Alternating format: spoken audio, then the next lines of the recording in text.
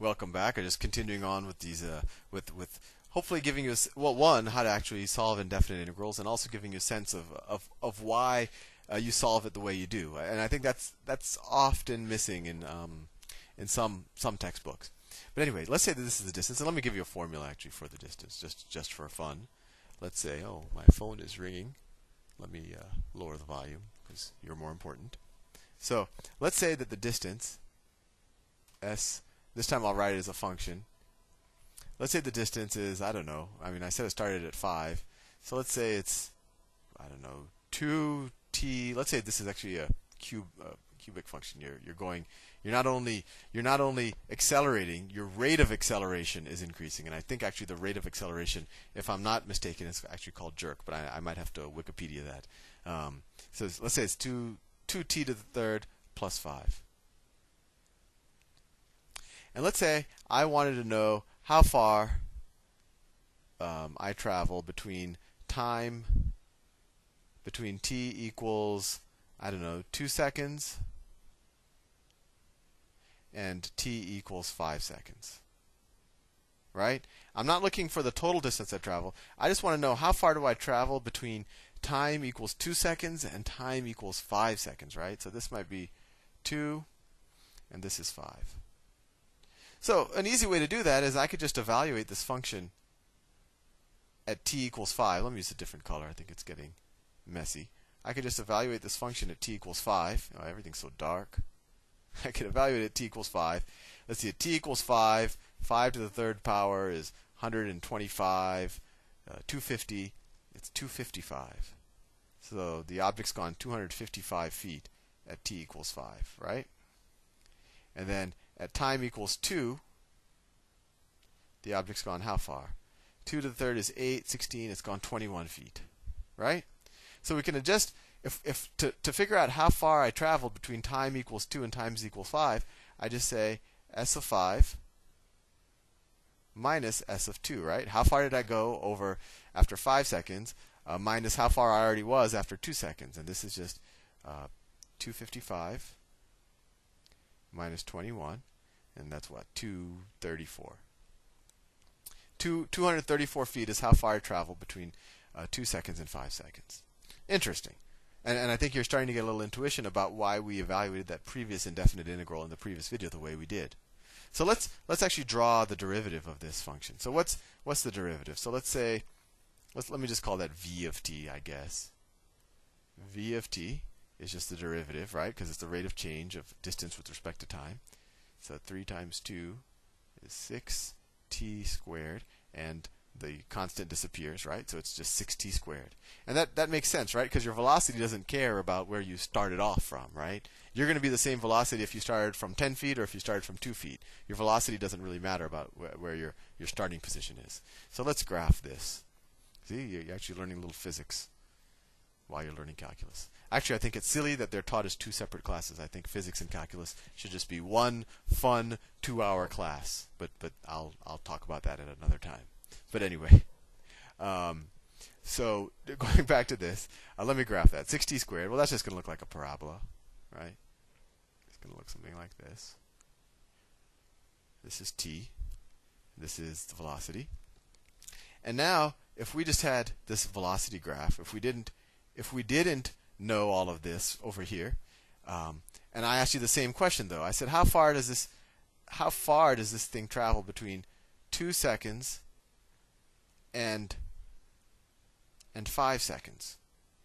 Right? Between 2 seconds and 5 seconds.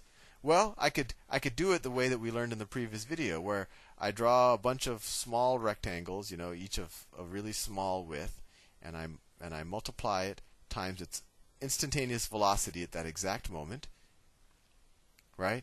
And then I sum up all of those rectangles. Right? Look how pretty that is. I sum up all of the rectangles, and I'll get a pretty good approximation for how far I've traveled between 2 and 5 seconds, right? Because remember, each of these rectangles represent the area of each of these rectangles represents how far I traveled in that little, that little amount of time dt. right? Because time times a constant velocity is equal to distance, right? But as you can see, this also tells me the area between t equals 5 and t equals, that's an ugly color, between t equals 2 and t equals 5, right? So not only did I figure out the distance between those, how far did I travel from 2 seconds to 5 seconds, I also figured out the area under this curve from 2 seconds to 5 seconds. So interestingly enough, if I just change this from A to B, and in general, if you want to figure out the area under a curve from A to B, it's just the indefinite integral from A to B, actually from B to A. The B should be the larger one.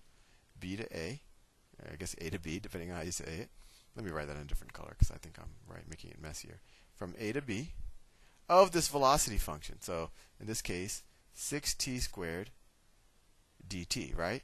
If these weren't 2 and 5, if this was just A and B. And the way you evaluate this is you figure out the antiderivative of this inside function, right? And then you evaluate the antiderivative at B, and then from that you subtract it out at A. So let's say, so in this case, the antiderivative of this is 2t to the third, 2t to the third, and we evaluate it at B, and we evaluate it at A. Or let me stick to the old numbers. We evaluated it at 5, and you evaluated it at 2. So if you evaluated it at 5, that's 255, and if you evaluate it at 2, that's 21. So you're doing the exact same thing we did here when we actually had this graph.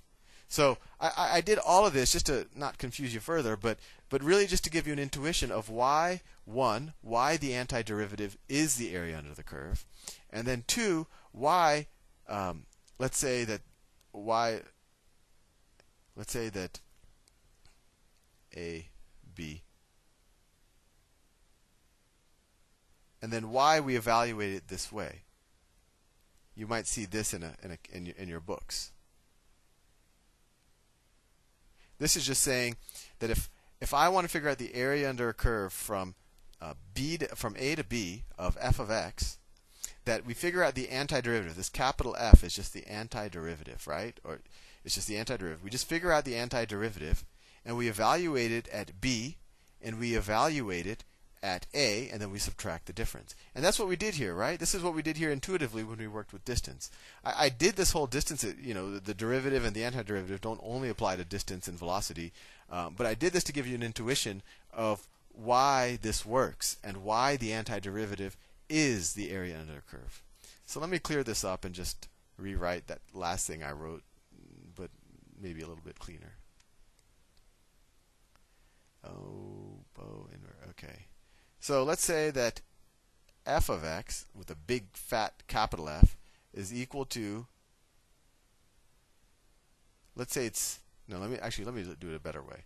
Let me say that the derivative of big fat f of x is equal to f of x, right?